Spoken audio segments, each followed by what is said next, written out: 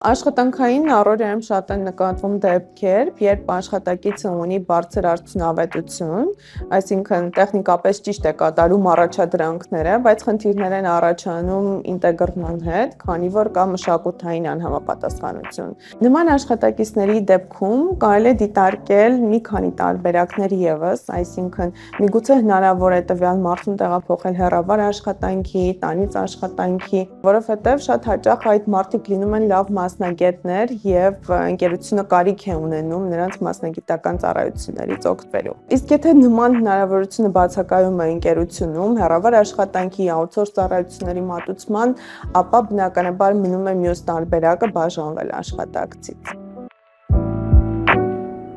Առաջին հերթին բնականաբար դա կոնֆլիկտներն են թիմի ներսում եւ ընդհանուր աշխատանքային միջավայրում։ Երկրորդը դա աշխատակցի մոտ ոչ ներգրավվածությունն է, այսինքն ներգրավվածության ցածր մակարդակ։ Երրորդը դժգոհություններն են եւ բացասական վերաբերմունքը ցանկացած առօրյա եւ աշխատանքային խնդրի։ Չորրորդը նոր բան սովորելու ցանկության բացակայությունն է։ Եվ վերջապես հինգերորդ կետը դա աշխատակցի դժվար ադապտացիան է եւ ինտեգրումը թիմին։